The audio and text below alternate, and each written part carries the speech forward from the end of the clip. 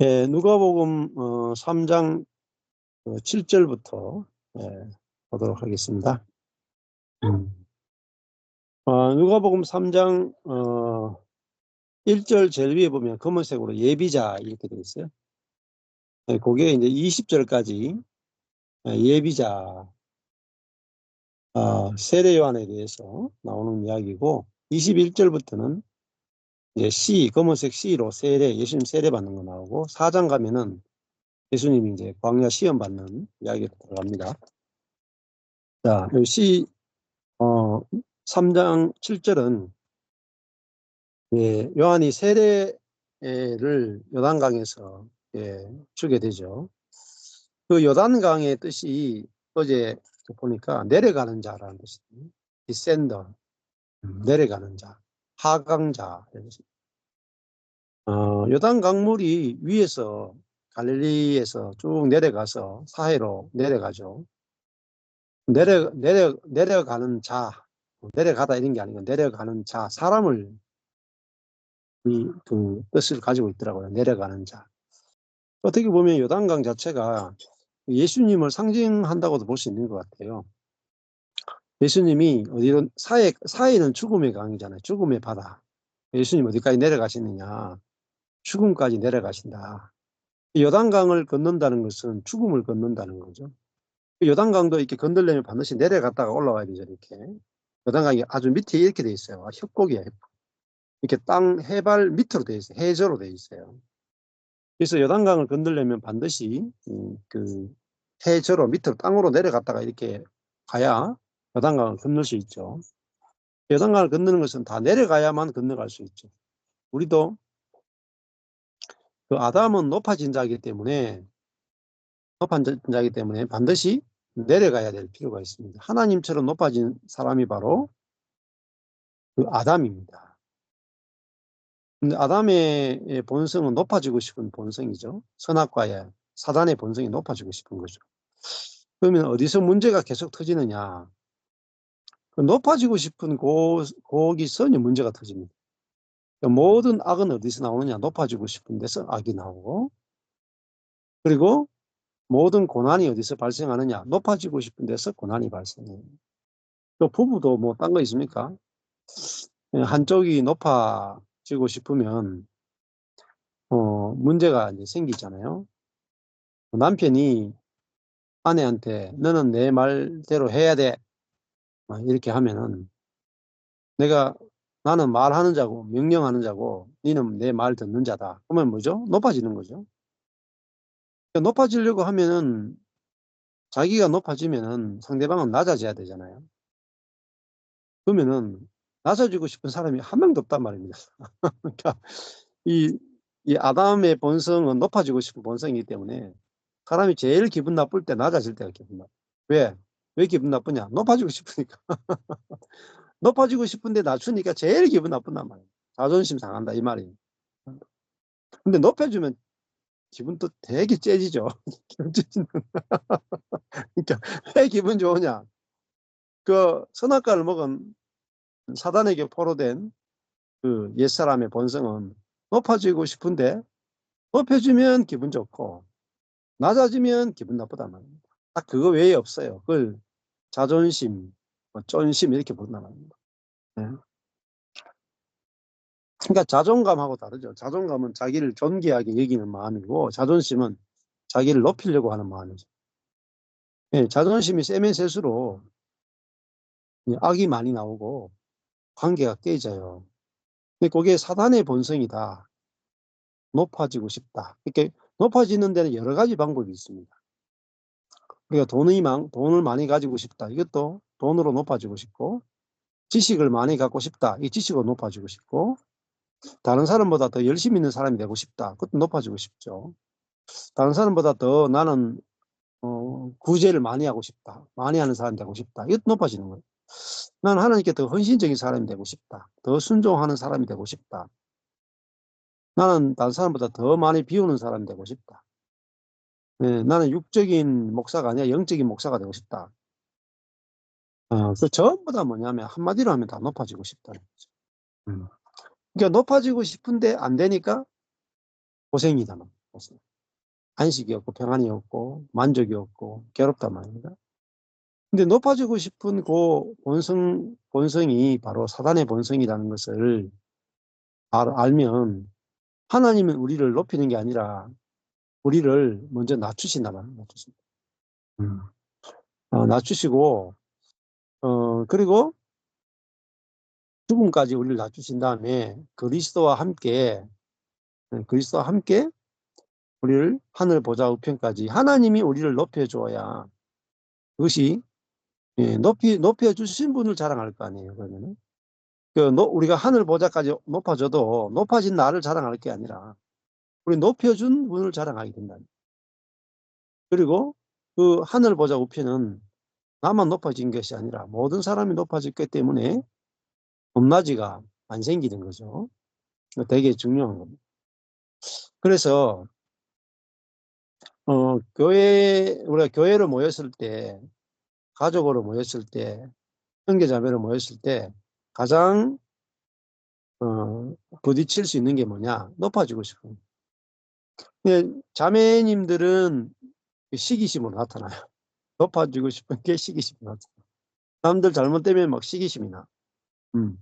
그래서 저희 모임에도 이렇게 모임하고 나면은 저한테는 좀 잘 이야기 안 하는데 뒤에 이렇게 들리는 소리를 들어보면은 앞에서 섬기는 사람에 대해서 막 이렇게 시기하는 말들이 막 왔다 갔다 해요. 그런 걸 제가 들어요. 그렇고 또 남자들은 하여튼 그 지식이나 능력이나 뭐 이런 것들을 자랑하고 싶은 그런 것들이 또 강하단 말입니다. 자, 그것이 바로 옛사람인데 그 옛사람은 하나님의 손에 의해서 깨어지고 십자가에 이미 죽었다 해야 그게 이제 안 나오는 거예요.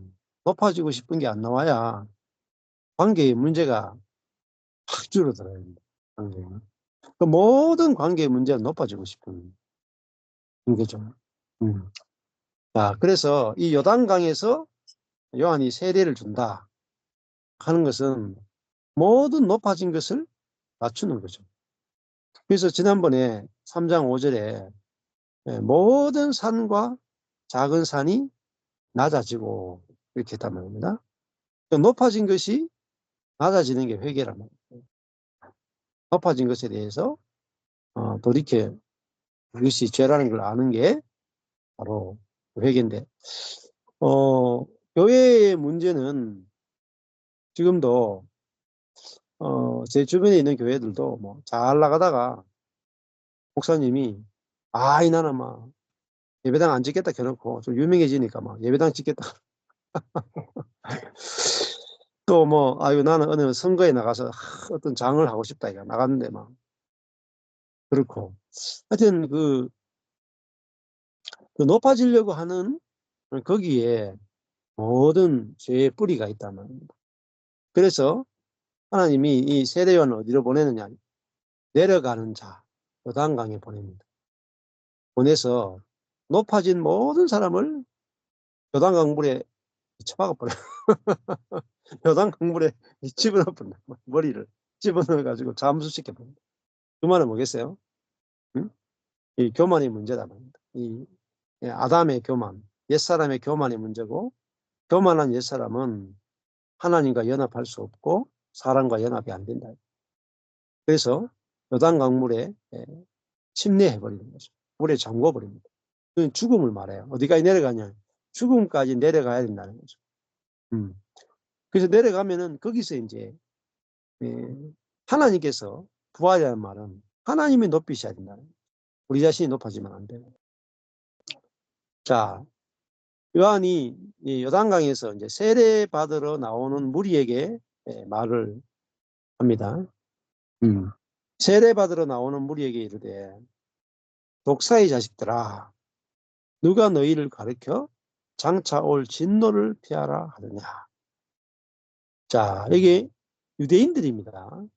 여기 요단강에 나오는 사람들 유대인들이에요. 하나님을 섬기는 사람들. 그런데 세례 요한이 그들을 향해서 독사의 자손들아, 독사의 열매들아, 이 자식이 겟네만데요. 자손이라는 말도 되고 열매란 뜻이에요. 이 독사의 열매들아, 독사의 자식들아. 그들이 우리가 옛사람이 어떤 존재인지 정확하게 밝혀주죠. 옛사람은 사단의 자녀라면 사단의 자식이다. 사단의 자식이란 말은 사단의 본성을 그대로 물려받았고 그 본성대로 산다. 그래서 그 뱀의 본성은 하나님처럼 높아지고 싶은, 좀 높아지고 싶다. 근데 그것이 항상 이제 문제가 된다. 나는 옳고 너는 틀렸다. 이것도 사실은요. 높아지고 싶은. 나는 옳고 네가 틀렸다. 그 밑바닥에 가보면 다 높아지고 싶어. 자, 독사의 자식들아, 높아지고 싶은 그 본성의 지배를 받는 그 존재들아, 이런 뜻이죠. 누가 너희를 가르쳐 장차 올 진노를 피하라 하더냐. 자, 애들이 세례 받으러 온 것은 장차 올 진노를 피하기 위해서 세례 받으러 왔다는. 세례요한이 야, 넌 가망성이 없다. 누가 너희를 가르쳐서 진노를 피하기 위해서 이렇게 회개하라고 가르쳐 주더냐. 회개로 와도 막 소리친다. 세례요한이. 그래서 단순히 그 요단강에 와서 물에 침례 한번 받고 다 끝났다. 이렇게 할 수 있잖아요. 그래서 지금 세례요한이 그렇게 하는 거죠. 야, 세례만 중요한 게 아니고 뭘 요구하느냐 하면 8절에 그러므로 회개, 회개에 합당한 열매를 맺어라. 이렇게 나와요. 회개에 합당한 열매. 회개는 죄사함 속으로 들어가는 거죠. 죄사함을 얻게 하는 색이잖아요. 죄사함을 얻게 하는. 자, 근데 그들이 죄를 사함받을 뿐만 아니라 죄를 사함받았고 난 다음에 그 죄로부터 이게 사면만이 아니라 그들이 이제 죄로부터 석방되는 거란 말입니다. 그러니까 죄사함은 뭐 사단이 없어도 돼요. 우리가 지은 죄를 십자가의 피로 씻으면은 죄는 사해지죠. 그러나 죄가 사해졌다고 해서 사단으로부터 해방되는 건 아닙니다. 이게 다른 거예요. 그러니까 사람들은 기독교인들이 자꾸 죄사함만 받으면 된다고 생각하는데 죄사함만 받는다고 되는 게 아니죠. 사단으로부터 해방되는 더 큰 문제가 있단 말입니다. 그래서 회개했는데 회개해도 여전히 뭐죠? 사단이 지배하고 있단 말이에요. 그게 독사의 자식들인 거죠. 이 나와서 자기가 지은 죄를 다 회개해도 여전히 죄를 사랑하는 그 본성이 이 옛사람 속에 있기 때문에 열매를 못 맺죠.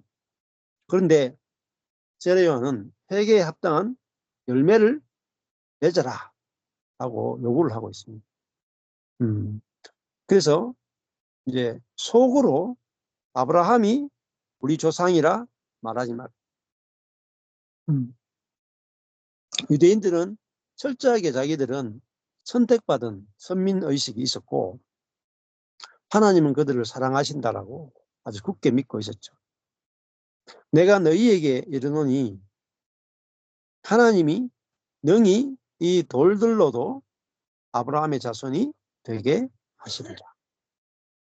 자, 그들이 아브라함의 후손으로서 하나님의 백성이다. 그런 마음들을 가지는 것이야 뭐 안 좋겠습니까? 근데 우리가 아브라함의 후손으로서 하나님의 백성이다 하는 거기에 뭐가 없느냐면 그것이 하나님의 은혜로 된 것이라는 사실을 모릅니다. 선민의식이란 말은 우리는 특별한 민족이다. 우리가 특별한 민족이 된 것은 우리가 특별하기 때문이다. 우리가 특별히 하나님 말씀대로 경건하고 깨끗하게 살기 때문에 하나님 우리 민족을 우리 민족이 다른 민족보다 깨끗하기 때문에 선택했다. 이게 선민의식. 잘못된 거죠. 그리스도인들도 마찬가지예요. 우리도. 우리가 하나님의 자녀가 된 것은 뭐 하나님의 자녀입니다. 말하는 거 얼마나 좋아요. 내 구원받은 사람입니다. 얼마나 좋아요. 근데 그 속에는 뭐가 있어야 되냐면은 우리가 은혜로 된 것이라는 게 있어야 돼요. 은혜로. 나의 나 된 것은 내가 그리스도인이 되고 하나님을 알게 되고 성령을 받게 되고 내가 신앙생활을 하게 되는 것이 은혜로 된 것이다. 이게 아니면 문제가 된단 말입니다. 내가 불신자들하고 만나도 혹은 어떤 사람을 만나도 자랑할 게 없잖아요. 하나님이 우리를 선택해 줬죠. 우리가 하나님을 선택한 것이 아니라 하나님이 우리를 선택하셨기 때문에 그 하나님의 은혜로 내가 된 자다. 그게 사실은 그 회개에 합당한 열매라고 볼 수 있어요. 그런데 이 이스라엘 사람들은 어디에 빠져 있냐면 아브라함이 우리 조상이다 하는 말은 우리는 아브라함의 후손이고 하나님이 선택한 선민이고 뭐 우리는 다른 민족들에 비해서는 아주 하나님을 잘 섬기고 있고 우리에게는 아무 문제가 없다 이렇게 생각했단 말입니다. 근데 세례 요한이 이렇게 말합니다. 내가 너희에게 이르노니 하나님이 능히 이 돌들로도 아브라함의 자손이 되게 하십니다. 이게 뭡니까? 겸손이죠. 겸손. 그러니까 하나님은 돌들을 이용해서라도 아브라함 자손이 되게 한다. 이 말이 뭐겠어요? 누구나 아브라함 자손이 될 수 있다. 근데 자기들이 뭔가 된 것처럼 교만했다는 거예요. 높아지고자 하는 자는 낮아지고 낮아지고자 하는 자는 높아진다. 이런 말씀이잖아요. 그래서 이들이 지금 회개는 뭡니까? 이들이 높아져 있는 거죠. 독사의 자식들이라는 말은 자기들은 아브라함의 자손이다. 그리고 이방인들을 향해서는 너희들은 그 짐승에 불과하다. 그렇게 이제 생각하고 아주 교만했단 말입니다. 자, 그러니까 그 교만하니까 열매가 안 맺히는 거죠. 중요한 거예요. 교만하면 열매가 안 맺힙니다. 교만하면. 근데 그 하늘의 성령의 열매 안 맺히잖아요. 근데 야, 하나님이 내가 하나님의 자손, 아브라함의 자손이 된 것은 야, 저 돌들도 될 수 있는데 돌들도 아브라함의 자손이 될 수 있는데 내가 아브라함의 자손이 됐구나. 응? 그러면은 얼마나 감사합니까? 은혜를 말하는 거예요. 그러니까 그 은혜로 돌아가야 거기에 합당한 열매가 맺힌다. 근데 이들이 속으로 아브라함이 우리 조상이다. 우리는 아브라함의 후손이고 선민이다. 자기의 이런 게 가득 차 있었단 말입니다. 그러니까 이들에게 열매가 맺힐 수 없는 거죠. 9절에 보면은 이미 도끼가 나무 뿌리에 놓여 있다. 이렇게 말합니다. 네. 좋은 열매 맺지 아니하는 나무마다 찍혀서 불 속에 던지우게 될 것이다. 자, 이게 이제 진노죠. 장차 올 진노죠. 예. 그리고 이제 여기 보면은 3장 5절에 모든 산과 작은 산이 낮아지고 굽은 것이 곧아지고 험한 길이 평탄해지고 이렇게 될 거라는 거죠. 그래서 농부는 농사를 지을 때 씨를 뿌릴 때 항상 열매를 생각하고 뿌립니다. 근데 열매가 안 맺히면 뭐 싹도 나고 줄기도 자라고 줄기도 아주 막 가지도 많이 뻗고 막 잎도 막 무성하고 꽃도 막 화려하게 폈는데 열매가 없다. 1년, 2년, 3년 안 맺히죠. 삭갈라. 왜냐하면 농부의 목적은 열매를 위해서 나무를 심었거든요. 근데 이 하나님이 이스라엘 백성을 왜 선택했을까요? 왜 아브라함의 자손들을 선택했느냐? 그들을 통해서 이방인들을 구원하기 위해서. 이방인들에게 하나님의 나라를 보여주기 위해서 이스라엘을 선택합니다. 그러니까 이스라엘을 위해서 이스라엘을 선택한 것이 아니라 온 열방을 위해서 열방의 빛으로 이스라엘을 선택했다면, 그러면 이스라엘이 열매를 맺어야 온 열방이 이스라엘을 보고 하나님을 보고 그들이 하나님께 돌아오게 하잖아요. 하나님께 돌아오게 할 목적으로 이스라엘을 선택했는데 그들은 자기가 잘나서 선택받은 자였단 말이에요. 거기에 빠지니까 열매가 없는 거죠. 교만, 사단에게 속아서 열매가 없죠. 열매가 없으니까 뭐 이방 사람들이 이스라엘을 보고 나도 저들처럼 하나님을 믿는 사람이 되고 싶다 생각하는 사람이 없는 거죠. 자, 그래서 하나님은 전 인류를 구원하기 원하시기 때문에 이 아브라함의 후손들인 이스라엘 백성들이 좋은 열매를 맺기를 원해서 하나님이 그들에게 은혜를 베푸셨다 이 말이에요. 놀라운 은혜를 베푸셨어요. 그 은혜를 받았으면은, 은혜를 입었으면 그들이 나가는 게 뭐여야 됩니까? 은혜가 나가야 되죠. 은혜를 입었으면 은혜가 나가야 되잖아요.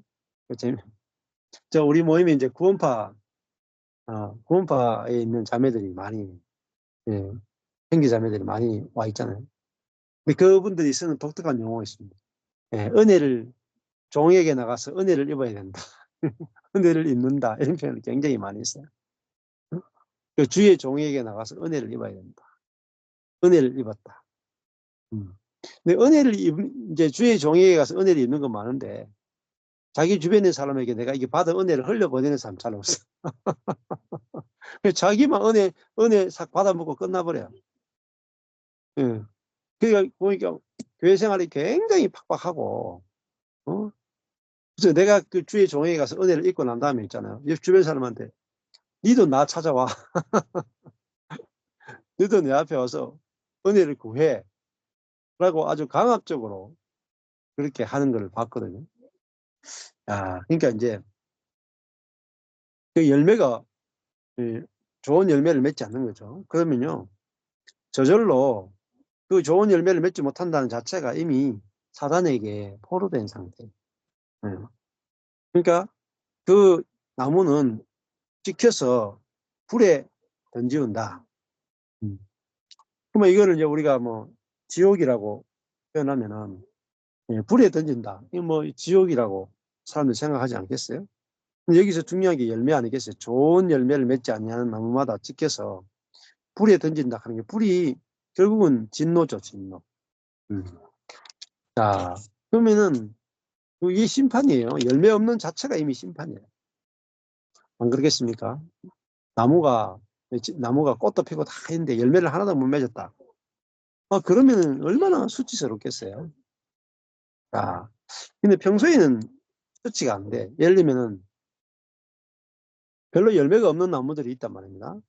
그냥 뭐 푸르르기만 하고 그냥 열매가 별로 없는 그런 나무들이 있다고 칩시다. 네.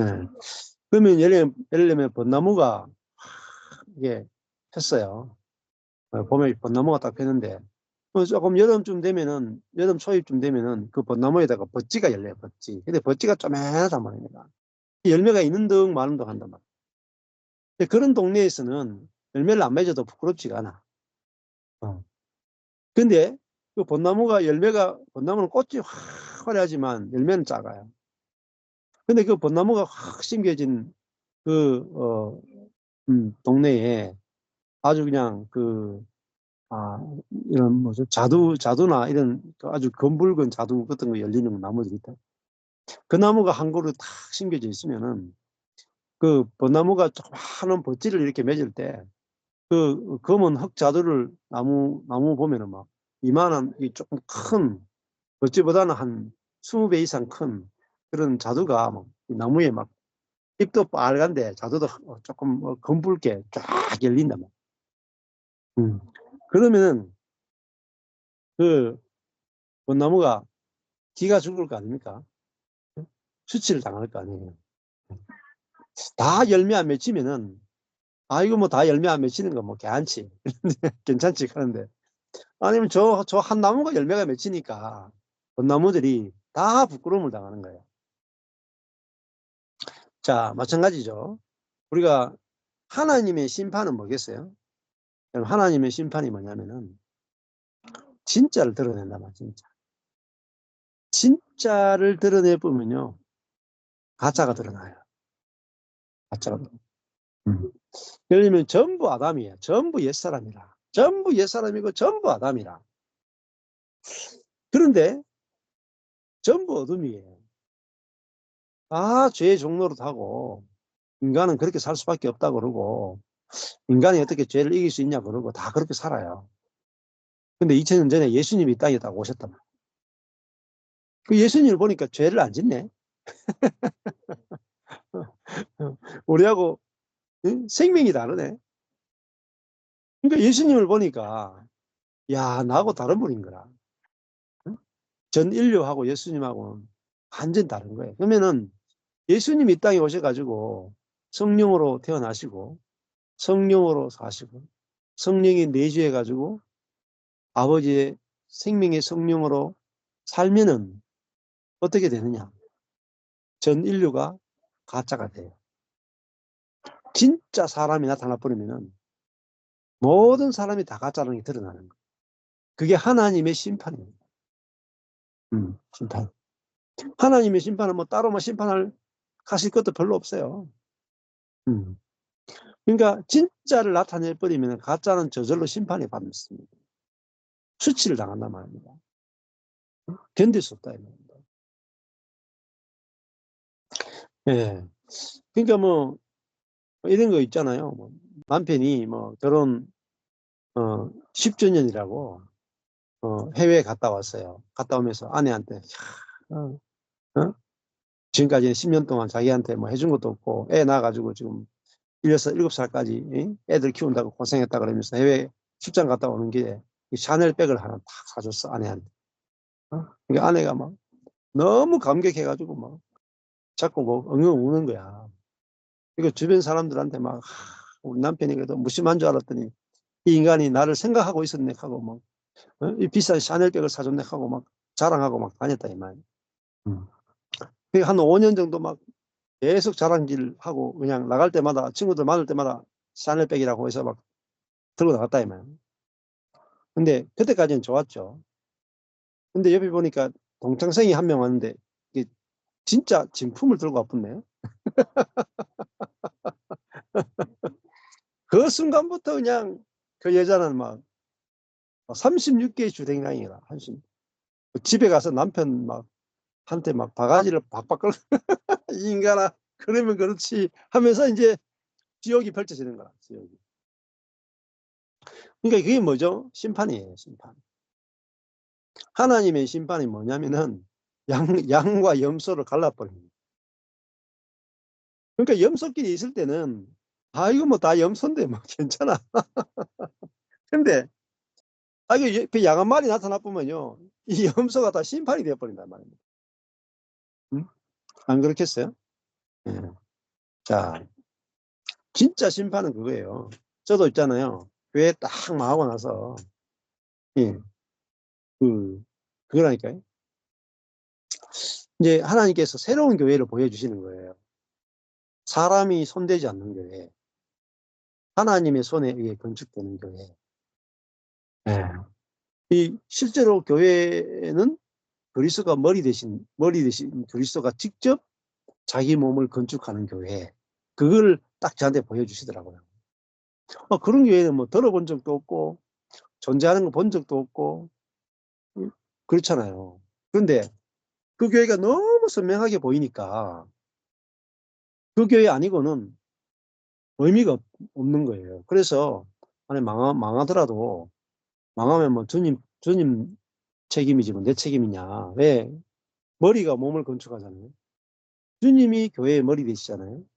그러니까 주님이 정말 머리가 되신 주님이 정말 교회의 주인 되신 그런 교회가 만들어지는가 보자. 안 만들어지면 뭐 내 인생은 여기서 접고 했단 말입니다. 근데 이런 교회가 만들어지는 거예요. 14년 동안. 다 안 된다 그래서 다 안 된다. 주변에서. 이거 어떻게 그런 교회가 가능하냐 그러고. 이론이다 그러고, 막 정신승리다 그러고, 막 도사 같다 그러고, 다 그랬단 말이에요. 근데 제 마음속에 뭐가 있는 줄 아세요? 이것만 되면, 한 교회만 되면 어떻게 되겠어요? 안 된다는 모든 교회가 가짜가 돼요. 이게 뭔지 아십니까? 심판이죠. 진리는요, 진리는 거짓을 저절로 심판해버려요. 빛은 어둠을 저절로 심판해버려요. 이것만큼 무서운 심판이 없어요. 빛이신 예수님이 오니까 어둠이 다 심판을 받아요. 하나님이 아담을 죽이러 오지 않았어요. 선악과를 먹은 아담과 하와를 죽이러 심판하러 오지 않았거든요. 근데 선악과를 먹은 아담한테 하나님이 찾아오시니까 아담 스스로 숨어버려요. 스스로 무화과를 입어. 하나님과 함께 할 수 없어 스스로 도망가 버려요. 책임을 전가해버려요. 그게 뭡니까? 이게 진짜 심판이 아니겠어요? 심판. 그러니까 진리가 오면은 예수님은 진리잖아요. 진리. 진리가 너희를 자유케 하고 내가 곧 진리다. 나 아닌 건 다 거짓이다. 이 말이에요. 이게 무시무시한 전쟁이에요. 진리 전쟁. 진리 전쟁. 이게 뭐 철장의 권세라. 요한계시록 철장의 권세. 진리로 모든 거짓을 다 때려 부순다. 은혜의 복음을 전하죠. 은혜의 복음 전하면요. 율법의 복음을 가진 사람한테 핍박을 받아요. 그래서 14년 동안 계속 그런 일을 당했어요. 근데요. 은혜의 복음을 전해서 진짜 은혜의 교회가 만들어지고 나면요. 율법적인 교회가 다 심판을 받아요. 견딜 수 없어요. 왜? 너무 차이가 나니까. 우리가 틀렸구나가 알아지면 회개하지 않을 수 없다는 거예요. 그래서 보여줘야 돼요. 보여줘야 회개한다고. 우리가 틀렸구나. 보여줘야 회개하죠. 예수님이 이 땅에 오셔가지고 성령이 내주에서 사는 사람은 하나님이 원래 계획하신 원형으로서의 하나님의 형상과 모양으로서의 사는 사람은 이런 존재야라고 자기 존재로 보여줬던 거예요. 보여주니까 그래서 예수님을 보는 순간에 베드로가 아이고 내가 죄인이네 알았다고. 의인을 보니까 내가 죄인인 거 알죠. 의인을 안 보면 죄인인 걸 전혀 몰라요. 빛을 봐야 내가 어둠인 거 알죠. 자, 그래서 그 열매잖아요. 예수님은 열매가 확실하죠. 열매가 성령으로 사시고 성령의 열매가 확실하게 맺히는 분이 바로 예수 그리스도란 말입니다. 네. 그래서 지금 이 세례요한은 단순히 어떤 그 마음만이 아니라 열매까지 이렇게 막 이야기를 합니다. 자, 그럼 열매는 뭐 노력으로 맺는 게 아니에요. 자, 그들이 회개하고 예수 그리스도를 진정으로 영접하게 되면 그 예수 그리스도로 말미암아 또 성령으로 말미암아 열매가 이제 맺히게 되는 거죠. 자, 그래서 이게 보통 일이 아니에요. 그러니까 세상을 뒤집는 방법도 그거예요. 저도 갈라디아서 2장 20절 가지고 내가 죽고 그리스도가 산다 라는 복음을 10년 넘게 계속 전해봤거든요. 전했는데 내가 죽고 예수가 사는 세계가 있으면 내가 사는 세계는 심판을 받아. 그러니까 부활의 생명의 세계가 있어야 부활의 생명의 세계에 있어야 전현적인 생명의 세계가 심판을 받는다. 예를 들어 영으로 사는 사람이 있어야 육으로 사는 사람이 심판을 받고 회개한다고요. 회개는 진리를 보거나 나와 다른 것을 볼 때 회개하는 거죠. 뭐 같으면 뭐 회개하겠습니까? 도둑놈이 도둑놈 보고 회개하겠어요? 그죠? 도둑놈이 착한 사람 볼 때 자기가 회개하는 거잖아요. 공부 안 하는 놈이 전부 다 공부 안 해. 그럼 절대 공부 안 해요. 우리 그 첫째 아들이 초등학교, 중학교 1학년 때까지 별로 공부할 생각이 별로 없더라고요. 왜? 자기가 친구들을 만나는데 다 공부 안 하는 친구들을 만났어. 그 자기보다 더 공부 안 해. 아예 공부 안 해. 아빠, 너 정도면 열심히 하는 거야. 내 친구들 아예 공부 안 해. 이거 정상인 줄 알더라고. 회개를 안 하더라고. 근데 이제 중학교 한 2학년 들어가서 친구 운동을 좋아하게 되니까 운동 잘하는 애들하고 친구 먹잖아요. 그 운동 잘하는 애들이 그 전교 1, 2등 하는 애들이야. 그러니까 운동하다가 친구가 바뀌었어. 공부 잘하는 친구로. 그 바뀌어서 보니까 얘들은 시험 치면 다 100점이네. 그러니까 자기를 딱 보더니 아빠 공부해야 되겠어. 회개하더라니까, 회개. 그전에 회개 안 해요. 다 같은 놈인데 무슨 회개를 해. 어? 그러니까 뭐 다른 걸 봐야 회개가 가죠. 그 회개는요, 하락해서 안 해. 그냥 보면 회개해버려요. 그러니까 우리가 좋은 열매를 맺는 사람 보면은요, 회개 안 하고 싶어도, 야, 내가 잘못 살았네. 잘못 살았네. 응? 그렇다니까. 저도요, 우리 가족 가운데도 그래요. 제가 돈도 안 벌고, 막 목회한다 그러고, 개척교 한다 그러고, 막, 지질 공상으로 살고, 막 이랬단 말이에요. 근데 우리 형제들 가운데는 막 돈 벌겠다 그러고, 막 사업하겠다 그러고, 막 열심히 하고, 막 했단 말이에요. 근데 나중에 다 망하고, 돈도 없고, 다 망해가지고, 이제 할 일도 없는 그 나이가 딱 되고 난 다음에는요, 저를 이렇게 보더라고. 저를 보더니, 아이고, 우리 처남이 더 잘 사는 것 같아. 어, 그러니까, 돈 없는 거는 매 한 가지인데, 저는 그래도 애라도 4명이나 키우잖아. 근데 본인은, 아, 이거 돈도 없고, 한 것도 없고, 아무것도 해놓은 게 없는 거라. 그때 가서야, 아, 이거 내가 저 처남이 사는 저것도 참 먹이 좋네 하면서 막 부러워하고 막. 아니, 그전에는 처남 자랑 안 했는데, 그 이후에는 돌아다니면서 처남 자랑, 저를 자랑하더라니까. 음, 있잖아요. 음.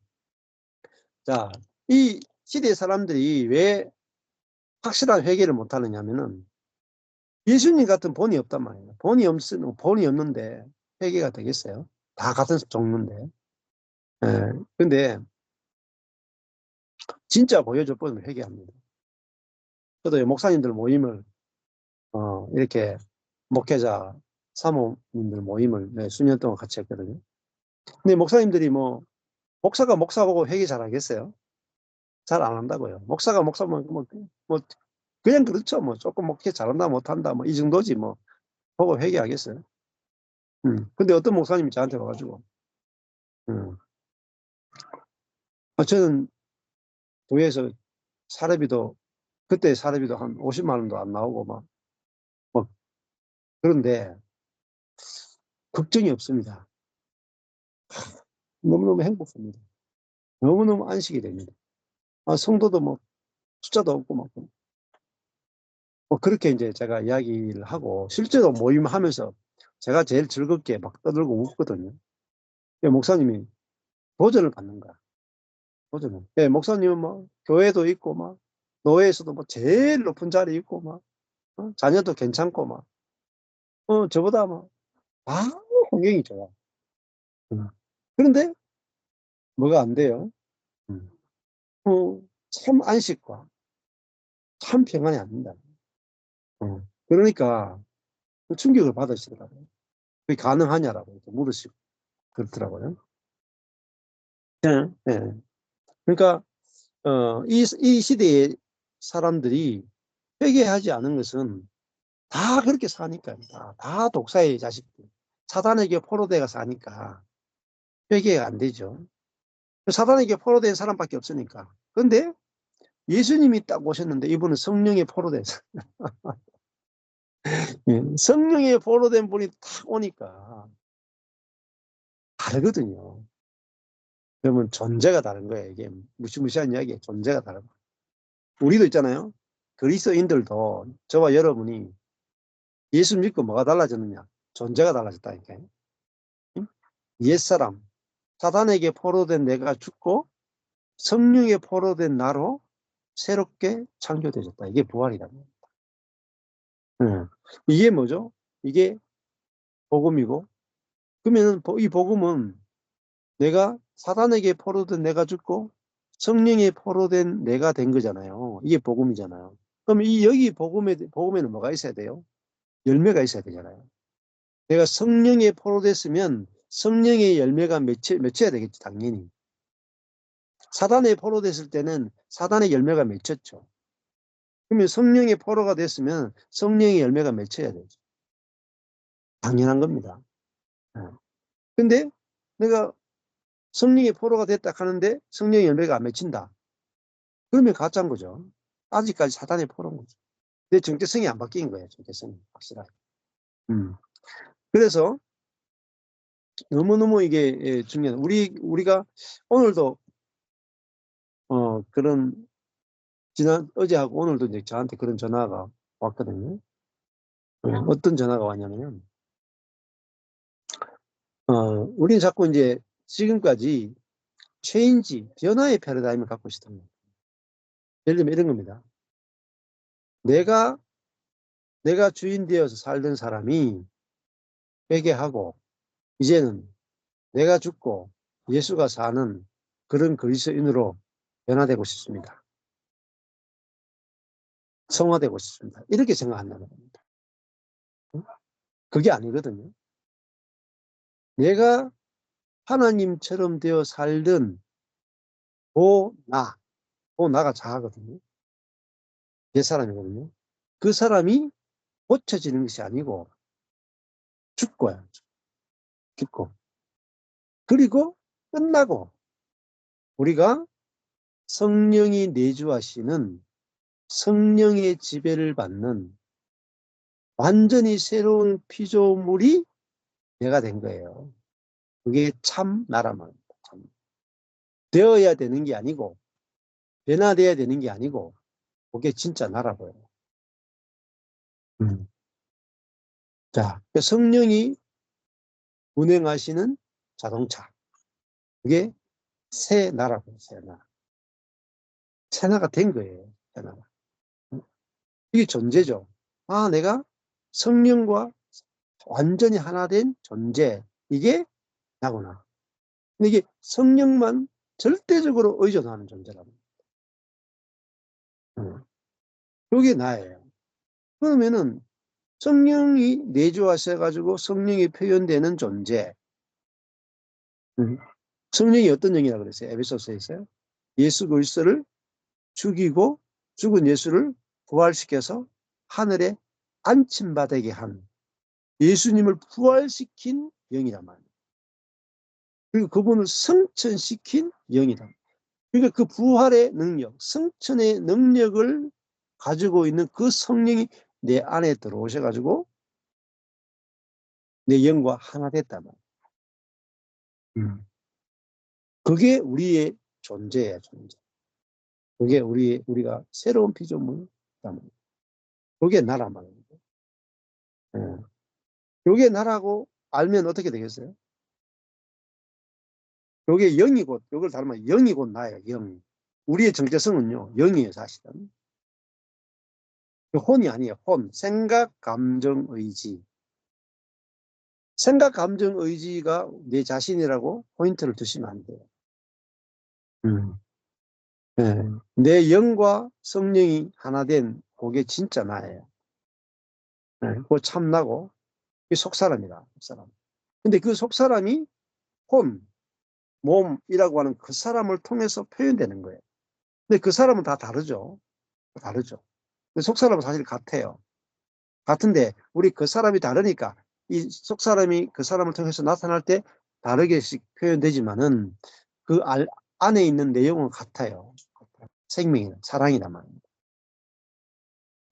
자, 우리가 내 자신이 이 정체성이 되게 중요합니다. 영과 혼이 쪼개지는 거. 이번 주일날 했던 굽이 갈라지는 이야기예요. 나의 정체성을 혼에 두시면 안 돼요. 나의 정체성을 혼에 두면 나는 계속 내 생각의 지배를 당해요. 나의 감정의 지배를 당하고요. 의지의 지배를 당해요. 그러면 생각, 감정, 의지가 나라고 생각하면요. 몸에 있는 정력과 재성의 지배를 받습니다. 그러면요. 이 부활 생명이 경험이 안 돼요. 내 안에 있는 그리스도가 경험이 안 돼. 자, 그 혼과 몸은 어떻게 보면 자동차와 같아요. 혼과 몸은 자동차와. 영은 운전자예요. 그러니까 우리의 진짜 그래서 우리의 영은 성령과 하나로 연합하는 수 있는 것은 혼이 아니고 영입니다. 그래서 주와 합하는 자는 한 영이다 이렇게 되어 있고요. 성경에서 분명히 영과 혼을 구분하는 게 많이 나와요. 많이 나와요. 그렇다고 해서 뭐 이분선은 틀렸고 선무선은 맞다 그러고 막 또 이단인이 아니니 막 이단 협착이하고 이러시면 안 돼요. 이거는 우리가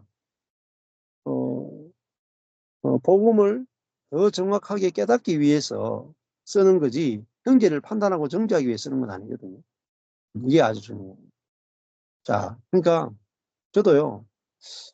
이제 내 영과 성령이 하나 된 이게 내 속사람이고 이게 진짜 나구나 이렇게 알고 나니까요. 어디서 자유해지냐면요. 내 생각, 내 감정, 내 뜻, 내 욕망, 내 기호, 내 기질에서 자유해져요. 이게 내가 아니거든요. 이게 참 나가 아니라고요.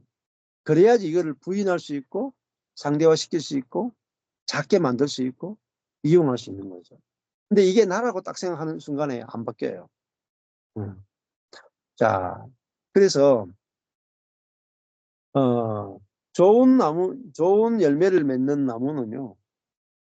좋은 나무는 좋은 열매를 맺죠. 좋은 나무. 나쁜 나무는 나쁜 열매를 맺어요. 여기 보면 세례요한이 좋은 열매 맺지 아니하는 나무마다 지켜 불에 던진다 하는데요. 왜 좋은 열매를 맺지 못하느냐? 좋은 나무가 아니라서 그래요. 나쁜 나무는 뭐죠? 나쁜 나무는 뭐죠? 존재가 옛사람이란 말이에요. 사단에게 포로된 독사의 자식이기 때문에 아무리 좋은 열매를 맺고 싶어도 나쁜 나무는 나쁜 열매밖에 못 맺어요. 그러니까 내가 좋은 열매를 맺는 유일한 길은요, 좋은 나무예요. 좋은 나무는요, 저절로 좋은 열매를 맺어요. 그러니까 그게 마태복음 산상수훈이 나오는 산상수훈의 결론이 좋은 나무는 좋은 열매를 맺고 나쁜 나무는 나쁜 열매를 맺는다. 네. 좋은 열매는 뭐겠어요? 좋은 사람이에요. 나쁜 나무는 뭐냐? 나쁜 사람이에요. 그러니까 좋은 사람 뭐냐? 선을 행하는 사람이 아니고 선한 사람은 네.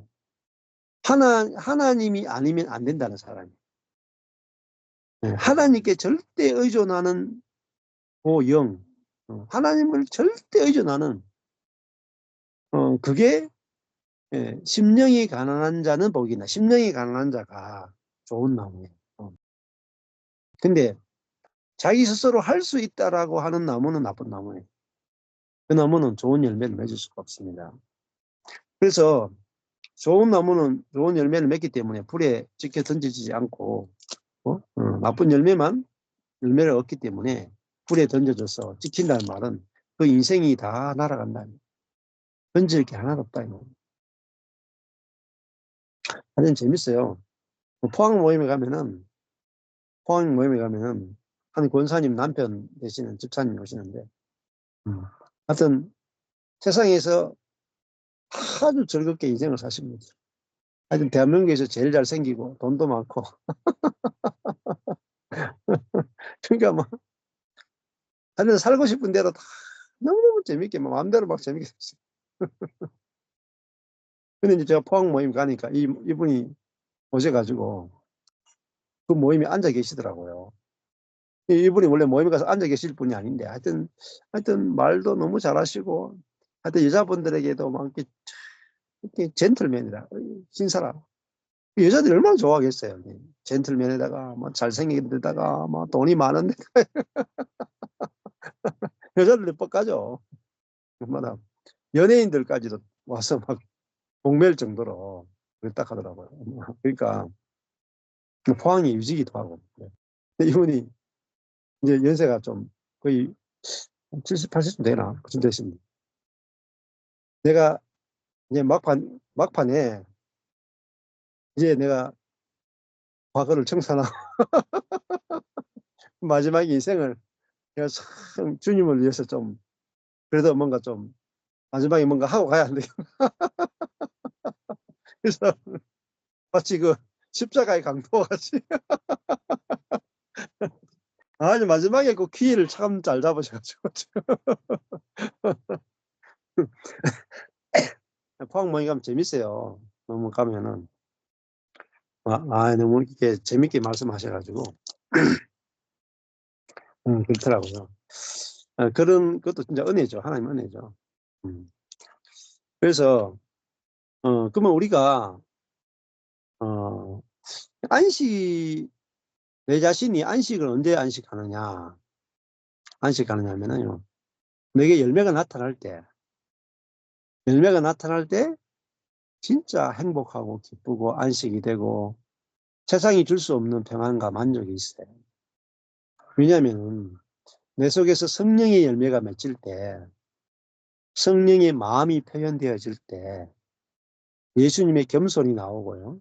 성령의 오래 참음이 나오고 성령의 화평이 나오고 성령의 인내가 나오고 성령의 절제가 나오고 성령의 양선이 나오고 그러니까 내게서 맺어지지 않으면 내게서 나올 수 없는 열매가 나올 때 우리는 비로소 내 안에 계신 주님을 발견하는 거예요. 내 안에 주님이 계시는구나. 그 기쁨이 마치 밭에 감추인 보화를 발견한 기쁨이다. 그러면요, 자기 모든 걸 다 팔아버려요. 그걸 사기 위해서. 예. 그러니까 좋은 열매는 내 안에 계신 좋은 그리스도, 예. 의로우신 그리스도, 지혜이신 그리스도를 발견하면은 저절로 열매가 맺혀요. 그래서 이번에 우리 그 서울 모임에서도 우리 성사님도 다 와서 봤겠지만은 한 목사님 오셔가지고 이 말씀을 한 달 반 들었는데 분노가 없어져 버렸다. 혈기 분노가 없어져 버렸다. 딱 사라져. 그분 간증 들으면 10년 동안 교회 2개 정도 하셨는데 나도 안 바뀌고 니도 안 바뀌니까 교회 때려치우셨대. 그러기도 쉽지 않아. 그리고 사모님은 차에서 가방이나 이런 거 모자 싣고 다니면서 장사하시고 장사 너무 잘하세요. 목사님은 차 안에 앉아가지고 10년 동안 성경만 읽었. 그거 참 대단하죠. 앉아가 10년 동안 성경만 읽어. 근데 이게 오리무중인 거예요. 안식이 못 들어가는 거예요. 그러다가 우연하게 이제 제 유튜브 설교를 들었는데 한 달 반 딱 듣고 안식에 들어가더라고요. 안식. 가나안에 들어가려고 하다가 요단강에 빠지고 가나안에 들어가려고 하다가 요단강 빠지는데 요단강을 건너서 안식에 들어갔다. 그러니까 뭐가 달라졌느냐. 완전히 내 속에 있는 그리스도의 생명을 경험하는 거예요. 달라진 게 뭐냐면 혈기가 없어져 버리더라고요. 혈기가 있는 분인데 혈기가 없어져 버렸어요. 자기도 놀래고 당신도 놀래고 사모님 놀래고 주변 사람들은 더 놀래. 다 놀래는 거예요. 제일 놀래는 거는 자기죠. 자기 속에 혈기가 없어져 버리니까. 수십 년에도 안 없어져. 그 혈기 때문에 안 없어지니까 교회 2개 하다가 때려치웠는데 이제 해도 되죠. 그렇잖아요. 자, 그게 뭡니까? 열매죠, 열매. 좋은 열매죠. 이게 생명의 열매. 생명이 들어갔을 때 맺히는 생명의 열매랍니다. 자, 그러니까, 야, 너무 사람이 이제 달라져가지고 주변 사람들이 놀랜대요. 너무 달라. 이전과 이유가 180도 다른 거예요. 그러니까 뭐, 회개하라 안 그랬는데도 뭐, 찾아가서 막 회개하고, 지금까지 내가 니한테 너무 독한 말 했다 그러고 회개하고 막, 관계가 완전 뒤집어지는. 왜 그렇습니까? 예, 진짜 회개는, 그죠? 속이 바뀌는 거예요, 속이. 안에 속사가 들어있던 사람이 그 안에 성령이 내주하시는 사람이 되면, 그죠? 그 사람의 존재가 바뀌니까 행위는 저절로 바뀌는 거예요. 그래서 뒤에 가면 이제 좀 나와요. 예수님은 성령과 불로 세례 주는 분이에요. 하는 말은 뭡니까? 속을 바꿔버린다고, 속을 바꿔. 네. 자, 3장 10절에 넘겨보면은, 무리가 물어 가로되 그러면 우리가 무엇을 하리이까? 여기 아직까지는 세례 요한 때는 행위밖에 이제 볼 수 없는 거예요. 행위. 존재가 바뀌는 아직 때가 아니기 때문에 행위만 회개하는 거예요. 대답하여 가로되 옷 2벌이 있는 자는 옷 없는 자에게 나눠줄 것이요 먹을 것이 있는 자도 그렇게 할 것입니다. 그러니까 어떤 물질에 관해서 그들이 이제 회개가 요구하고 있죠. 근데 이것도 상당히 큰 거죠. 행위적인, 여기 행위인데 열매가 뭐냐면은 물질에 있어서 요구를 했습니다. 옷 2벌이 있는 자는 옷 없는 자에게 나눠준다. 먹을 것이 있는 자도 없는 자에게 나눠준다. 그런데 구제적인 측면, 선이란 측면에서 이제 실제적으로 이 하나님 나라가 회복되길 원하는 그런 이제 요구를 했습니다. 12절에 세리들도 세례를 받고자 하여 와서 가로되 선생이여 우리는 무엇을 하리이까 하매 가로되 정한 세 외에는 늑증치 말라.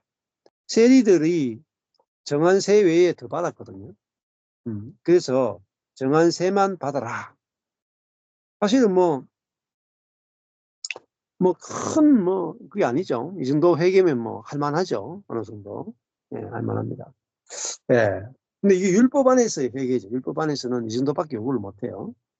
14절, 군병들도 물어 가로되, 우리는 무엇을 하리이까 하며 가로되, 사람에게 강포하지 말며, 위협하지 말며, 무수하지 말고, 무수한다는 말은 편치, 예, 억지로 빼앗는단 말입니다. 그리고 받는 싹을 족 한 줄로 알아라. 충분한 줄로 알아라. 자기 군병들은 자기가 받는 월급을 족 한 줄로 알고 위협해서 다른 사람의 것을 빼앗지 말라. 이렇게 이제 회개를 세례 요한은 율법적인 관점 안에서 회개를 요구를 했습니다. 근데 많은 사람들이 와서 그 안에서 회개를 했습니다. 그러니까 율법은 뭐냐면은 율법은 하나님의 백성들을 하나님 앞에 하나님을 떠나지 않도록 이렇게 붙잡아두는 역할을 해요. 붙잡아두는 역할. 그것밖에 못해요. 이 존재를 바꾸지 못한단 말입니다. 그래서 요구하는 것도 한 요 정도 수준밖에 요구를 못하죠. 그리고 회개하면서 그들에게 이제 원하는 것은 이제 메시아가 올 것에 대해서 예언을 해주고 있는 모습이 나오게 됩니다. 자, 그 부분은 다음 주에 15절부터는 다음 주부터 하시면 되고요. 오늘은 여기까지 하시면 될 것 같아요. 네.